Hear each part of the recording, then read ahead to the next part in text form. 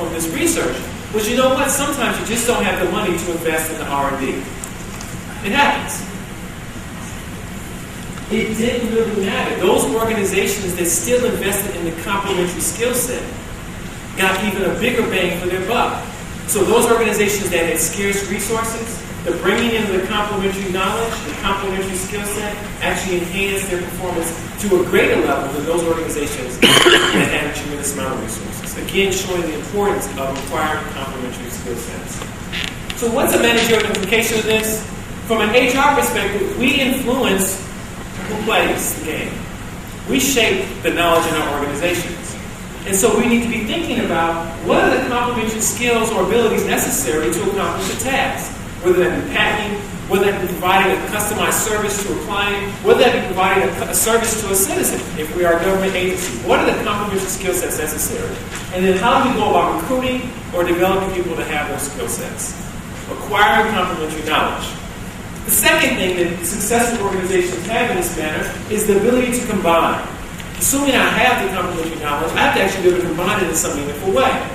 And this most likely occurs through relationships, through the internal and or external relationships that individuals, employees, members of the organization have.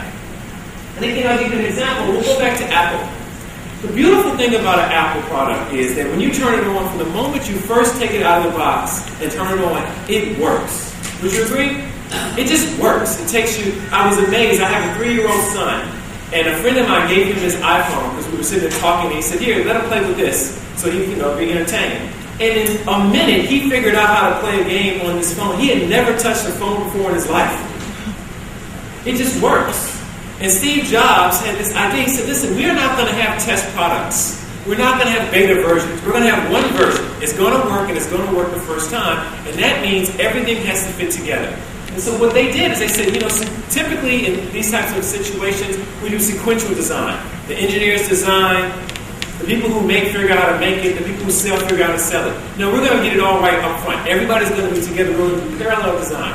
And they constructed networks between all the employees that are relevant across the organization. Every idea had to go through interdisciplinary review.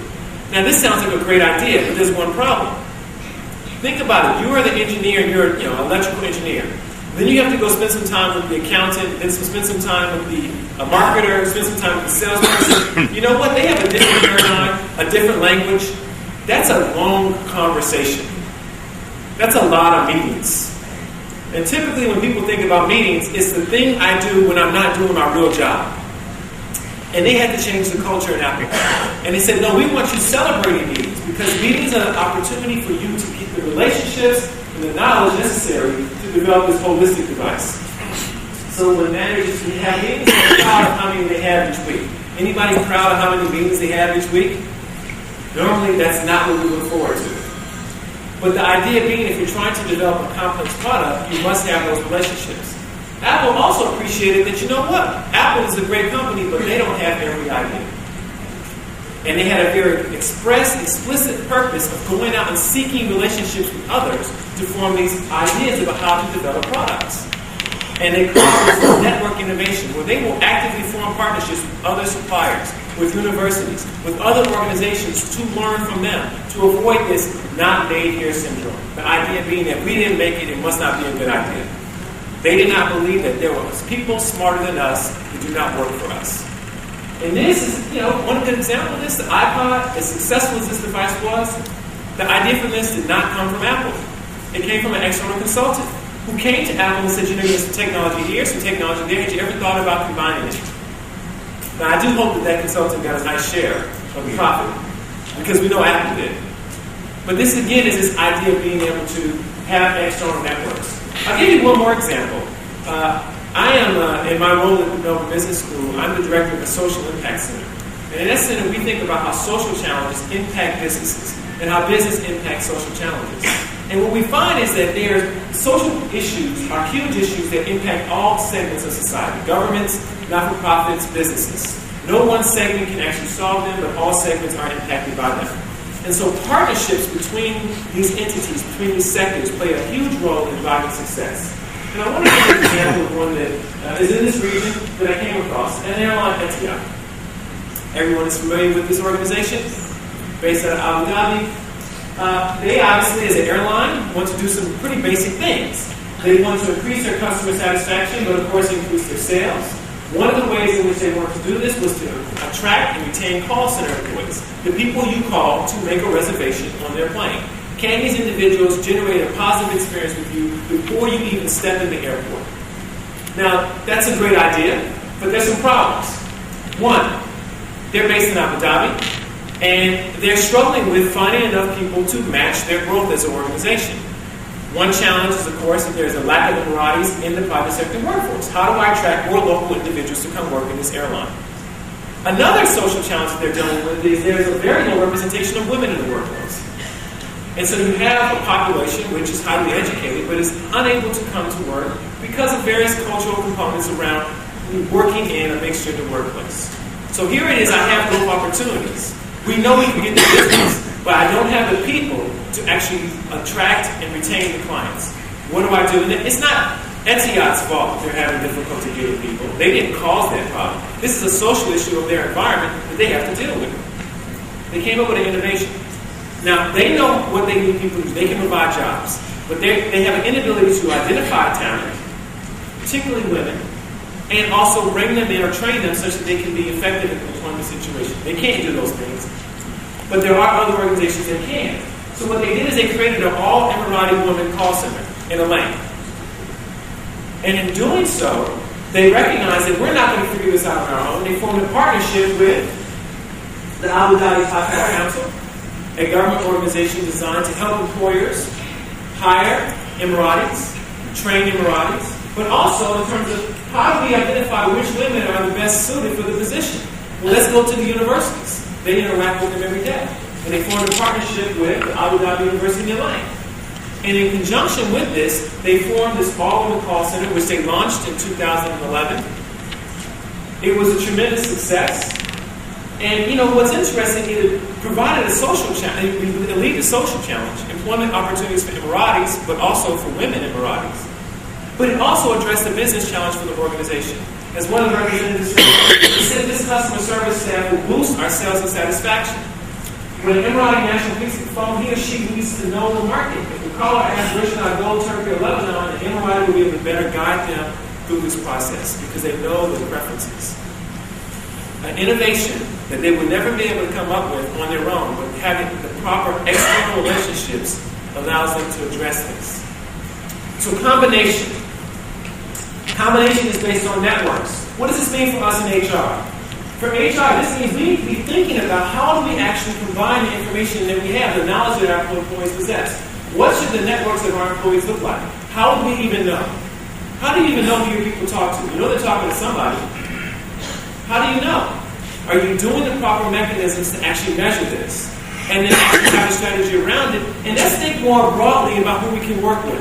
Oftentimes, when we think about for-profit organizations, we think they should benchmark and focus on other for-profit organizations. I don't agree with that. See, it's about complementary knowledge. That's what drives innovation. And that can come from external sources that aren't even necessarily companies. Not-for-profit organizations, government agencies. The last point, opportunity recognition.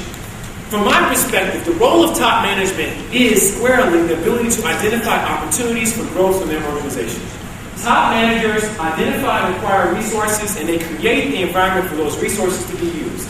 That is their job. That is the job that they cannot delegate to anyone else. And if they do it well, the organization has a chance to be successful. And if they do it poorly, it doesn't matter how well any operational manager performs.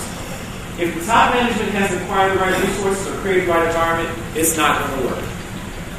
And I'll give you an example just to illustrate how important this skill set is. I mentioned to you before we had done some research looking at patent and output in organizations. Well, we did some further follow-up on that, and we noticed that even when firms invested highly in R&D and also had high levels of patent expertise, not all firms perform the same. Firms that had high levels of R&D and high patent attorneys, if they had a top management team member, a top executive who also had patent law expertise, they got 39% more patents than firms that had the same level of R&D and the same level of patent expertise, but no top management team with that expertise. What does this show? What's going on is the top managers who had the patent law expertise could recognize opportunity. they can understand the ability and the value of combining these complementary skill sets. So they created processes in their organization for it to happen.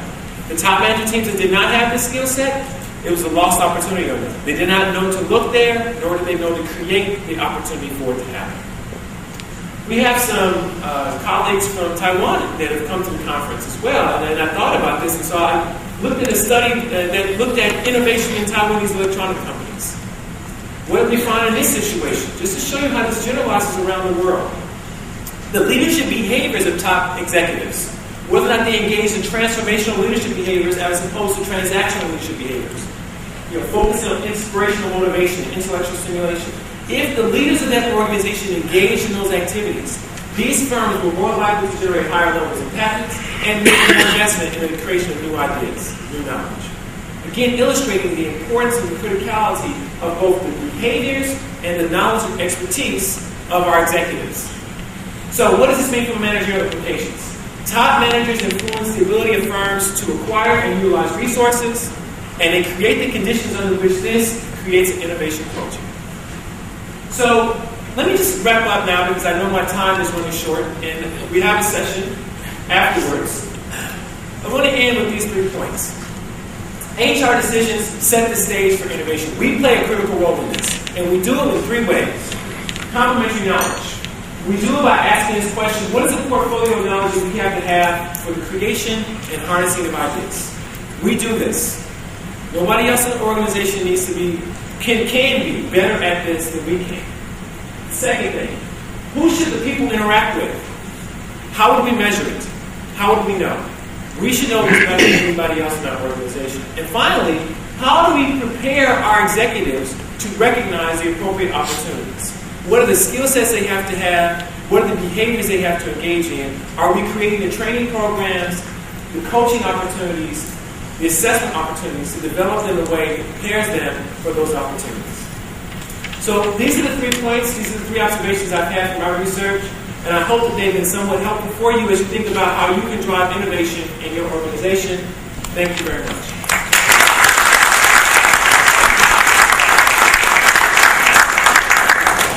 Thank you very much, James. Now, it gives me great pleasure to introduce you to Dr. Eli Samuel. Dr. Eli Samuel from Lebanon. He has more than 20 years experience in management, teaching and education, and management training and consulting. Dr. Eli Samuel headed for 5 years the guidance office at the American University, and he is now heading the program, the office of outreach and civic engagement in the Lebanese American University at Beirut. Dr. Eli Samuel will address a very important topic about the situation of leadership from an Arab perspective. I owe the honor of being here amongst you to a presentation that I was doing at UNESCO in Beirut, 19th, 20th of September 2011, about the same topic, a bit different, for leadership management. When I was spotted by some of the organizers of this conference, and they invited me to come to Kuwait. This is the 3rd day, today of conferences, I'm drowned by a sea of rhetoric. And I'm wondering, as a skeptical person, and I've always believed that skepticism is a virtue and not a vice. I'm starting to wonder, do we make use of these concepts, paradigms, parameters, structures, models in our work? For God's sake, these concepts, did they exist at the time of the beginning of leadership in the world? What is the beginning of leadership in the world? When did leadership begin? When the prophets leaders in their own ways? Didn't they lead nations? So, quoting Montaigne, the French philosopher, who told me that the three qualities of any educated person are: one, open-mindedness. I try to be as open-minded as I can, embracing all cultures, benefiting from globalization. Two, skepticism. I doubt, therefore I am. I want to benefit. I don't want to be drowned by sea of rhetoric. Delegation, empowerment, innovation, inquisitiveness, people-oriented, paradigms. I've come to be consumed by my own demons. For God's sake, do we have R&D in the Arab world? Tell me. Yes, we have selected companies. Is the system the same as the system in the United States of America? Do we have tax deductibles? Do we encourage companies to embrace research and development? Sometimes, some companies, some contexts. Do I have R&D in my company if I have owned a small or medium-sized business enterprise? Great. Theories are great. My first question, my first skeptical point of view, do they benefit me? How do I benefit from these concepts? I don't want to be romantic. I don't want to consume slogans that cannot be implemented. And I believe that for steely and complete minds, like yours, the penchant, al-mail, to enunciate theories that pay lip service to reality. In Lebanon we say, بيع حكي, okay? Is infuriating, is bad. تجعلني أستشيط غيظا. So I want to be prudent, skeptical. I want to be functional, for God's sake. I want to sleep tonight a little bit less silly. My question to you is the following. Do you follow systems when you decide to?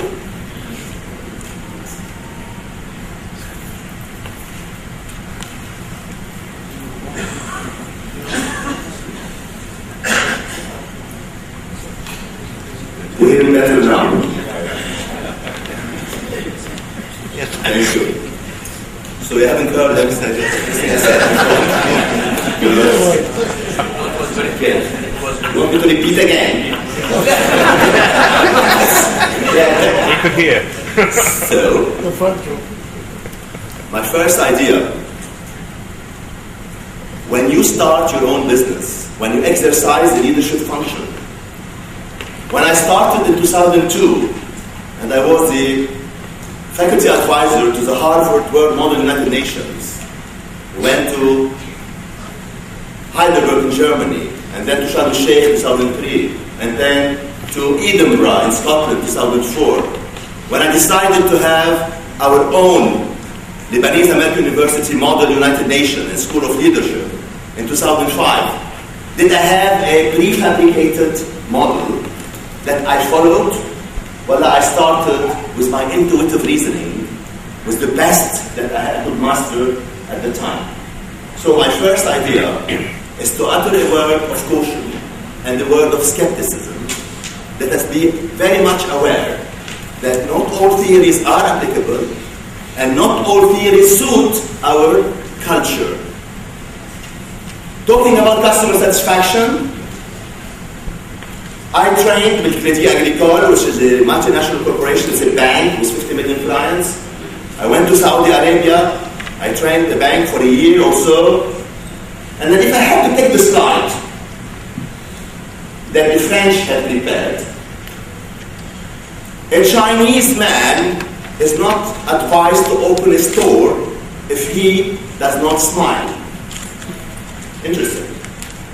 Would you like me to come immediately like a parrot, and I'm mesmerized by the theory, and translate it into Arabic? Or would you prefer me to say, the Prophet ﷺ says, ابتسموا, smile, إن ابتساماتكم صدقة جارية. Do you want me, when I talk about anger management, to take concepts as they are, or do you want me to adapt them to a certain culture? The best anger management theory or lesson or example I could give was, so in the Nabi alayhi salatu wasalam, the Prophet was asked, how can I go to heaven? كيف أذهب إلى الجنة? He said, لا تغضب. And then he told them, please tell me again, how can I go to heaven? And then he told them, do not fall into anger. And he repeated it 3 times. What do I mean by this example, by giving you this example? We should always be aware not to consume concepts that are important and that do not suit our culture, our milieu. The Nigerian, the people from Taiwan, the Lebanese, the Arab, the Saudis, the Kuwaitis. There are some cultural sensitivities here that need to be taken into account. I want to measure the impact of what I say. I don't want to be transformed into a robot. That was my first point of view. As always, I'm an inborn skeptic. Second point of view, before I move into my semi-structured presentation, is leadership inborn or acquired? I've been hearing quotes from Steve Jobs throughout the conference. Okay, I'm a butterfly attracted by the light of the legendary success of the late Steve Jobs. Right? Great. One of the things that has been written in the latest issue of the Harvard Business Review, April issue, that Steve Jobs wanted, for example, a leader to combine humanities and science. I agree. I'm going to explain now. He said you have to take ownership of the project from A to Z. I agree. Great. But he said always, also, surround yourself only with A players. Do not tolerate B players. Do we have this luxury in the Arab world? Do we have the luxury of recruiting only A? And then, even if we have this luxury, and even if I kill nepotism and favoritism and the wasta, okay? And even if I say, let me appoint the right person in the right position, what happened? What is an A player after all? A in terms of what? Productivity or morale? Competence or commitment? Here again, I have to be very cautious not to take concepts as they are. I have to come and see how much they fit my culture, my situation, my material paradigms, the resources that I have. Let me tell you that until now, we have already trained, I have contributed in training 800 leaders, which have trained more than 10,000 potential leaders. I'm talking about an age category of 18 to 21. I'm talking about student leadership. I'm talking about trainer of the trainers program. I'm talking about youth teach youth programs. I'm talking about the leaders of tomorrow. Until now, my experience goes as follows. We have given more than 1 million hours of peace building, conflict resolution, and diplomatic and leadership training. We have established our own models. We have signed partnership with the United Nations Association of the United States of America, with Harvard University, with global classrooms, with the US councils. We have international partners. We have accredited programs. What did I learn? First, you don't take a model and you implement it like a parrot. One, it's simply undoable. It's simply unfeasible. It's simply impractical. It's simply unrealistic. You create your own, catered for, tailored for your own givens. If I have to theorize about a long experience in leadership building, and we have accredited programs, and we have been recognized as one of the good schools of leadership in the Arab world, I would say that one, you have to put a strategy. And for me not to fall into the trap of semantics anymore, وَلَا تَعَبَّدُوا عَلَى بَحْرِ الْكَلِمَاتِ. What is a strategy? Let's simplify. Where are we now? Where do we want to go? Putting a strategy has to be accompanied by taking seriously the vision, the values, and the mission statement of our companies or entities. If you don't have a mission statement that you adhere to in a religious way, semi-religious way, that you always talk about, that have permeated, تسربت في مسامات جلدك, it has become a second nature, that you talk about, then there's something wrong with your leadership approach.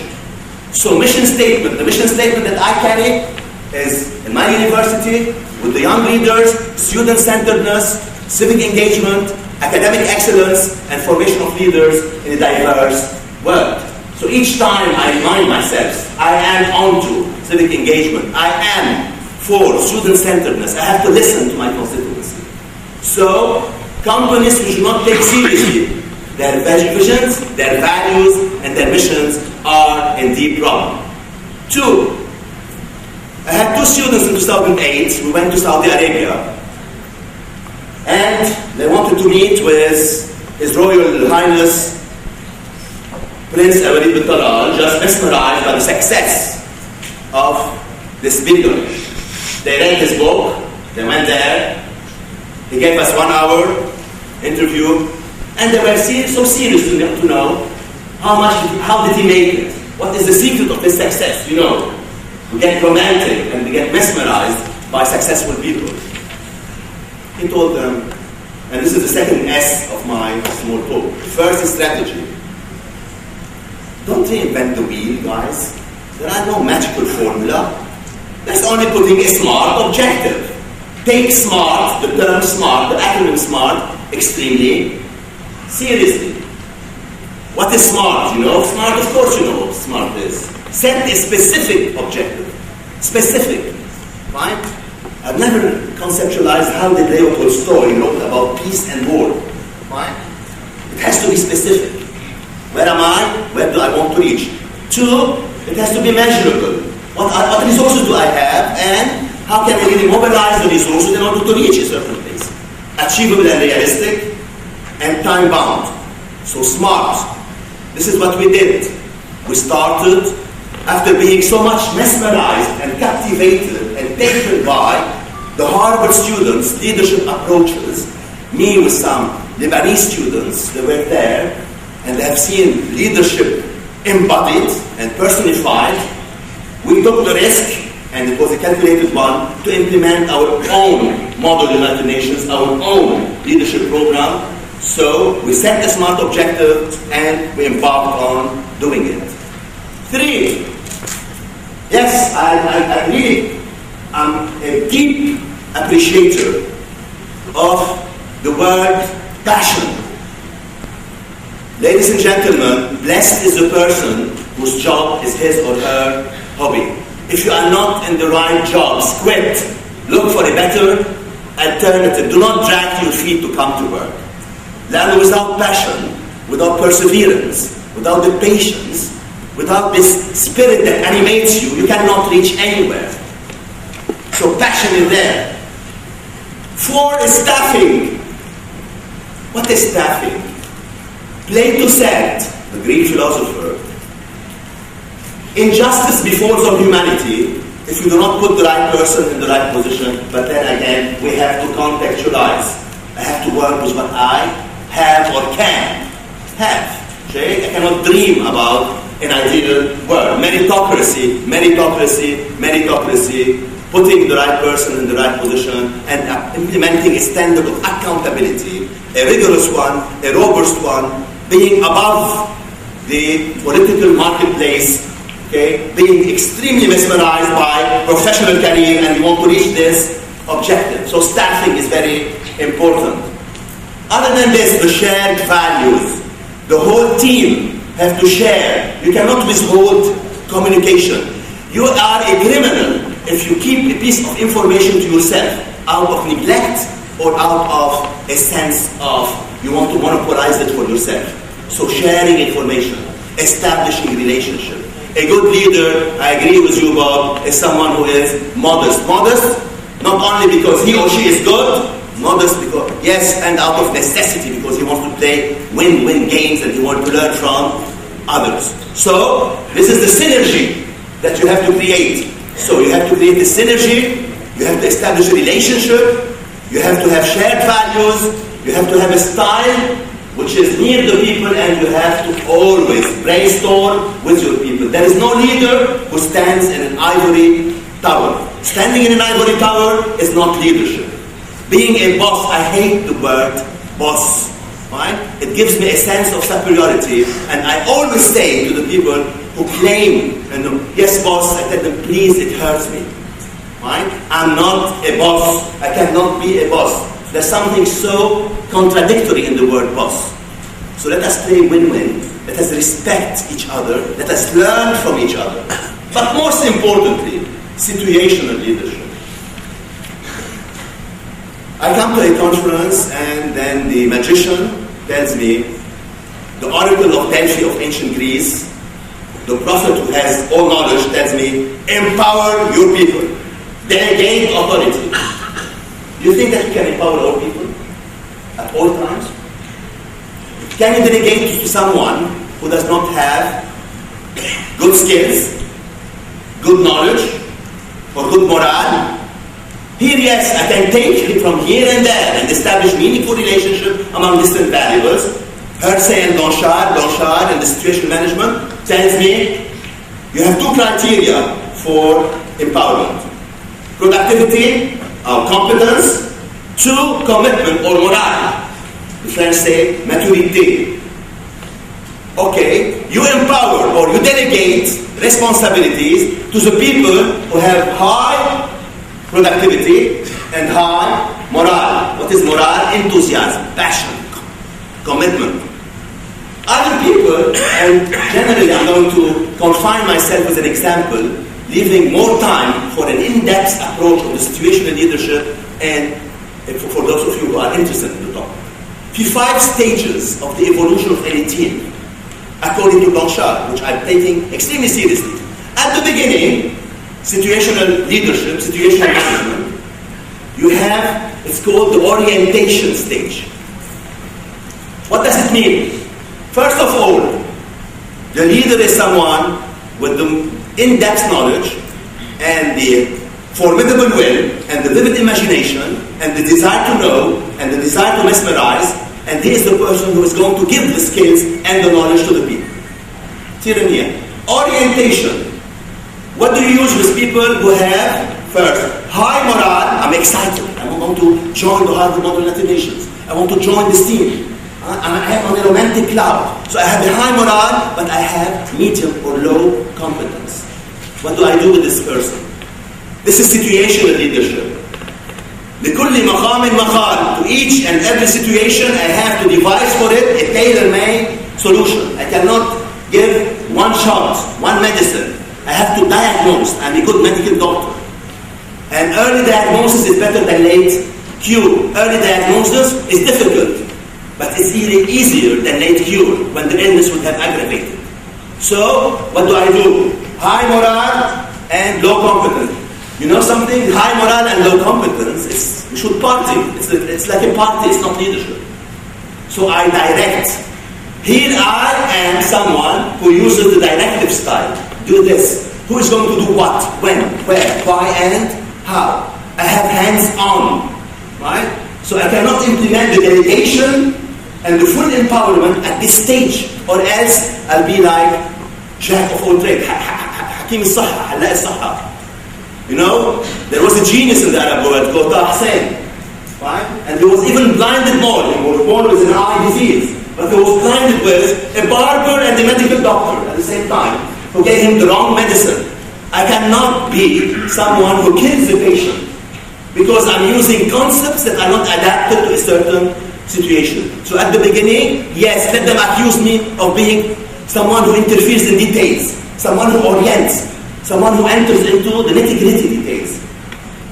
You like Steve Jobs? This is what Steve Jobs said in the latest article. Look at the big picture, but also have an eye on the details. What I'm saying, at this stage of orientation, the excitement, the high morale, but the low productivity, you have to direct, and I'll talk later if you are interested on what is directing. Second stage. The second stage of the formation of any team, the dynamics of the team, is called dissatisfaction. Why? I've learned something.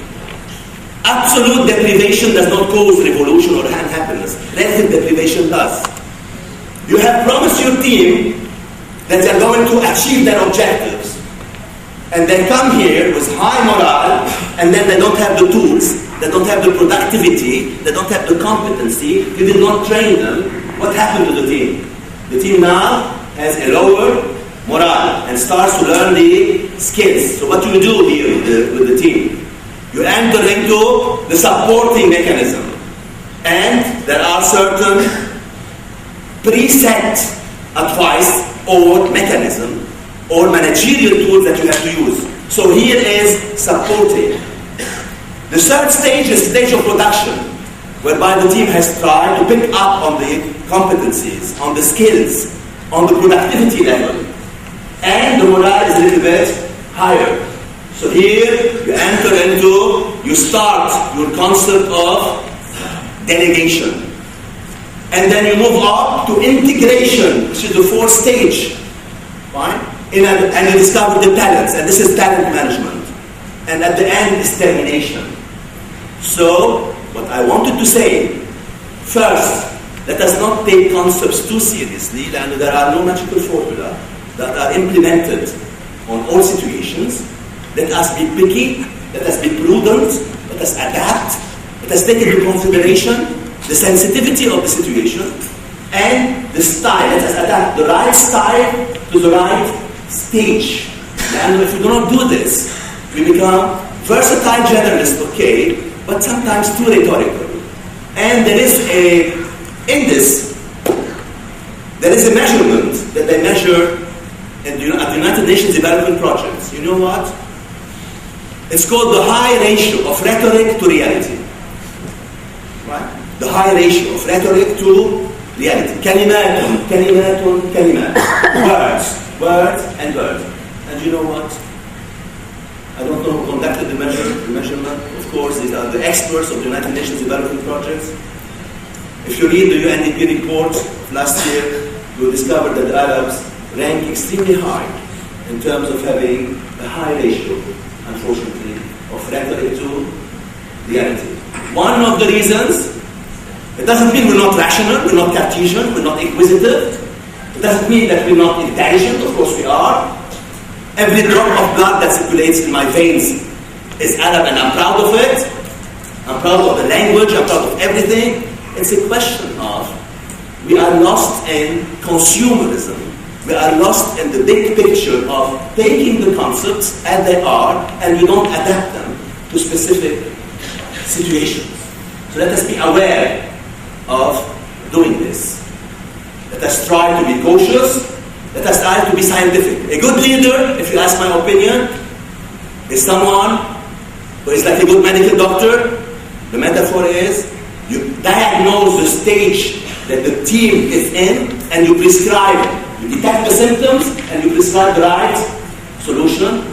You are hands-on, except when you start delegating and looking at the bigger picture and planning ahead and being more creative and expanding.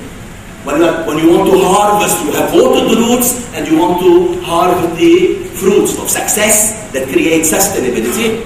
It's very important. A good leader is like an architect and an engineer. Why engineer? Because a good leader puts a structure, an organizational map of who is going to do what, according to their stages, their competencies. To sum up, at the risk of vulgarizing a little bit, but I want to leave a memory print and leave for more of the in-depth discussion to later on, if you are interested. I would say 4 possibilities. Low competency and low commitment. The guy is a mercenary. You tell me, how dare you talking in such words? Let me ask you a question. Have you ever followed the latest theories of the genome, the genetic map? Do we have the same predispositions, inborn dispositions? John Locke said, the British philosopher, that we are all born tabula rasa, nothing, and that we learn everything. Genome is saying, the genetic map, medical psychologists are saying, they have identified, ladies and gentlemen, and this is the latest research, a gene for happiness. Some people, ما بيضحكوا للرغيف السخن مثلا لبن, do not smile at all. قابضين حالهم جد. They're too serious, right? Some people did not This is not their dream job. I said this is the person's job is his or her hobby. There's enough time that I can give to what? In an ideal situation. To training, to coaching, to directing, and to supporting. Don't you think so? Or else, if someone with low competence and low commitment, irrespective of my tireless efforts to invite him or her for more involvement and more productivity, what do I do with this person? لو كانت الواسطة رجلا لكنت قتلته. Had nepotism been a man, I would have killed this guy and slept with a tranquil conscience. Sometimes, and this is what Steve Jobs wants to say, surround yourself with a player. Kick this person out. I'm saying, try to coach, try to direct, right? And then delegate. At the Crédit Agricole, they don't want to kick people out. And let's say, solidarity movement. It's called the Institut de Fondation Mutuelle. So they want to have the full employment opportunity. They delegate these people jobs that are not leadership jobs, that are not decision-making jobs, that require semi-skills, or they put them to trim the, let's say, the tedious jobs. Second category, you have high commitment, high morale. ياكل شغل أكل. Person who is really highly committed, good intention, right? Full of enthusiasm, full of passion. قلبه طيب, great guy. Baby kisser. I want to have him around. Right? I want the smile. I want the spirit. But the competence is hard to be built. Then I have to invest time on directing / coaching. And this is where human development is very important. لأنه I want to maintain the spirit. And the spirit is extremely positive. Third possibility, low morale, low commitment, but high competency. I need this person, so I need to, and here comes the word motivation.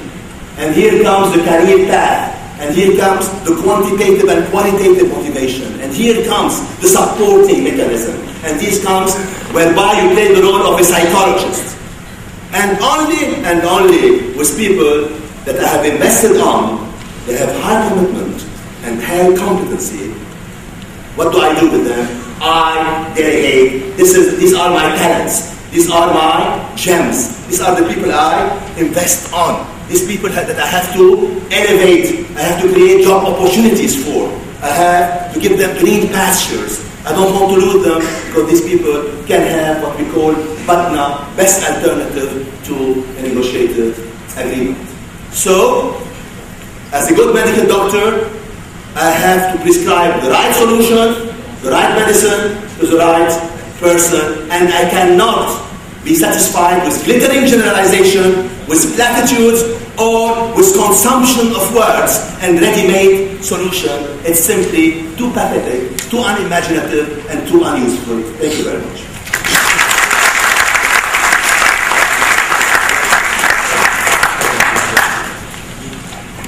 Thank you, Dr. Elliman. Now, the organizing committee, and this is why I'm hating Raoul chairing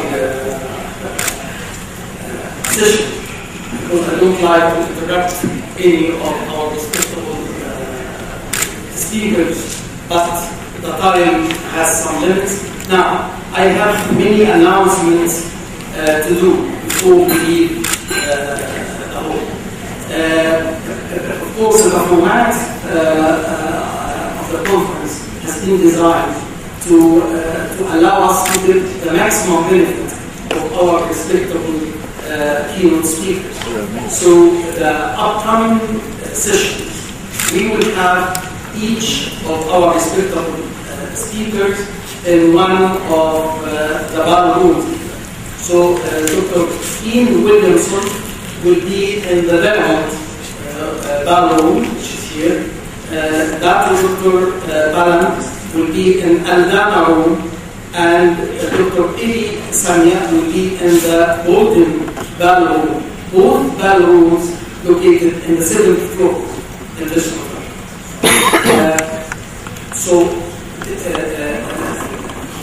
The other announcements that please try your best to select the workshops you would like to participate and to attend in the 2 more workshops and deliver this wish to the Secretariat. There is a special format to be filled to help the Secretariat to organize the workshops well tomorrow. Also, I would like to announce about the tonight touristic or social program in the sailors in the sailor fairground, and there is a very good folkloric and a very good opportunity to acknowledge and to understand a little bit about the Kuwaiti heritage and history. There is an event about meeting the author. It will be organized